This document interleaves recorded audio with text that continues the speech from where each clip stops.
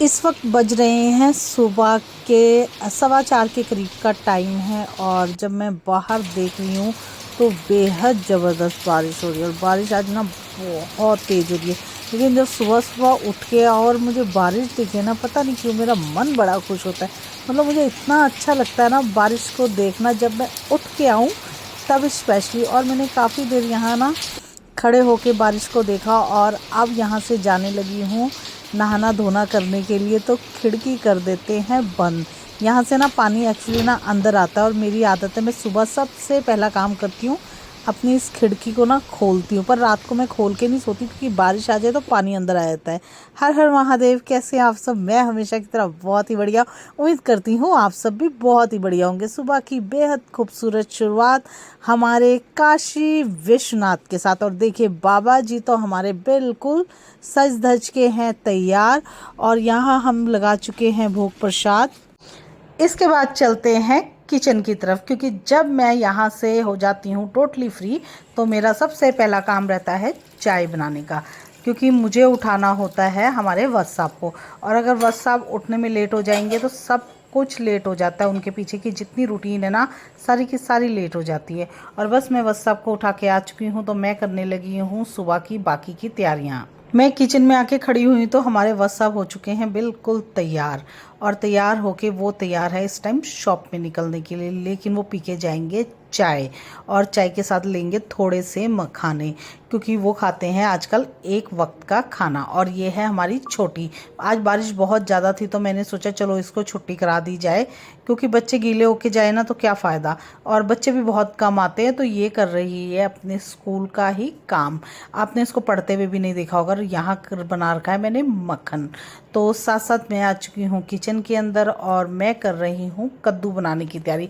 और कद्दू मैं बनाऊँगी बिल्कुल ज़रा सा, क्योंकि इसमें डलेगा मीठा।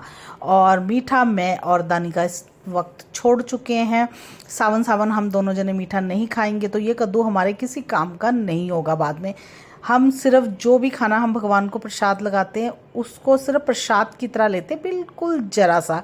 और यहाँ बनाए मैंने अपने बेहद टेस्टी छोले। छोले सचमुच बहुत टेस्टी बने थे, लेकिन हमारे तो फिर भी फीके वाले छोले खाए। ये वाले जो बहुत टेस्टी थे, ये टेस्टी ऐसे साइड में थे, ये वत्स साहब और के लिए थे, ध्रुवी और वत्स साहब के लिए। और देखिए बातें करते करते बन चुका है मेरा कद्दू, जो कि बना था बेहद टेस्टी। इसकी क्योंकि तारीफ़ घर वालों ने बहुत करी है, अगर इतनी तारीफ़ करी है तो इसका मतलब ये स्वाद ही है। और मैंने भी जो प्रसाद की तरह ज़रा सा लिया था वो वाकई में बहुत ज़्यादा टेस्टी था।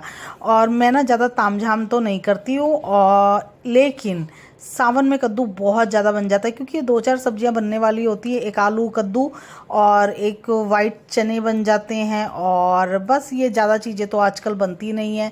तो जल्दी से देखिए कितना बढ़िया मेरा कद्दू का कलर आया है और बहुत ही टेस्टी था। इसमें आज ना मैंने सोचा चलो इमली डाल देती हूँ और साथ में डाल देती हूँ चीनी, क्योंकि गुड़ मैं लाती नहीं हूँ आजकल। गुड़ में ना फंगस आ जाता है तो मैं गुड़ को नहीं लेके आती। और साथ में मैं बनाने वाली हूँ गर्मा गर्म भटूरे, जिसके लिए देखिए मेरा बिल्कुल आटा तैयार है। खमीर उठाया था मैंने इसमें और खमीर उठ के ये हो चुका है एकदम से तैयार। तो मैं बना लूँगी जल्दी जल्दी से अपने टेस्टी टेस्टी भटूरे। और देखना ये कितना अच्छा भटूरा बनाया, सचमुच मुझे भी अपनी आंखों पे यकीन नहीं हो रहा था कि मैंने इतना ज़्यादा अच्छा भटूरा बनाया कि वो कढ़ाई के अंदर ना अपने आप ही रोल रोल हो रहा था। और यहाँ मेरी छोटी, इसको लग रहा था कि नहीं मैं मम्मी के साथ करूँगी, मैं मम्मी के साथ करूँगी। तो मैं बोल रही थी कि मैं पहले ना भोग लगा के आती हूँ, उसके बाद मैं बाकी के भटूरे बनाने शुरू करती हूँ, क्योंकि सबसे पहला काम होता है दोपहर के समय बाबा को भोग लगाने का। जब बाबा को भोग लग जाएगा तो उसके बाद घर वालों को भी तो भोग लगाना होता है ना, तो इसलिए सबसे पहला काम होता है भगवान जी को प्रसाद का। तो देखिए यहाँ भगवान जी को प्रसाद लग चुका है, तो अब बारी आ चुकी है हमारे वत्स साहब की और बच्चों की। तो सबसे पहले हम दे देते हैं वत्स साहब को गर्मा गर्म करारे करारे टेस्टी टेस्टी भटूरे। और सचमुच इनको देख के ना इतना स्वाद आ रहा था ना, क्या बात है। और दोबारा से आ चुके हैं हम किचन के अंदर और गर्मी है बहुत ज़्यादा। बाहर जितना अच्छा मौसम होता है ना, अंदर उतनी ही गर्मी हो जाती है। और दानिका बोली मैं आपको ना गोले कर करके दे जाती हूँ, आप जल्दी जल्दी से बनाए जाओ। मैं हाथ में ना थप थप थप थप करके नहीं बना रही हूँ, मैं इनको ना चकले पे बेल बेल के बना रही हूँ, लेकिन शेप मैं इनको फिर भी भटूरों की ही दे रही हूँ, क्योंकि अगर मैंने घर वालों को बोल रहा है मैं भटूरे बना रही हूँ तो उनको लगना भी तो चाहिए ना कि सचमुच ये भटूरे ही बना रही है, मतलब ये हमें बेवकूफ़ नहीं बना रही है, ये भटूरे ही बना रही है। कैसा वाला? श्रुति को मैंने कॉल करी है क्योंकि कल मैंने उससे पूछा। मैं और दानू इस वक्त है किचन के अंदर, और क्योंकि अभी तो बनाने हैं ना, ये चीज़ें ना गर्मा गर्म बनती है तभी अच्छी लगती है, तो फिर इसीलिए 2 जने या 1 जना बनाता है और 2 जने बाकी जने खाते हैं।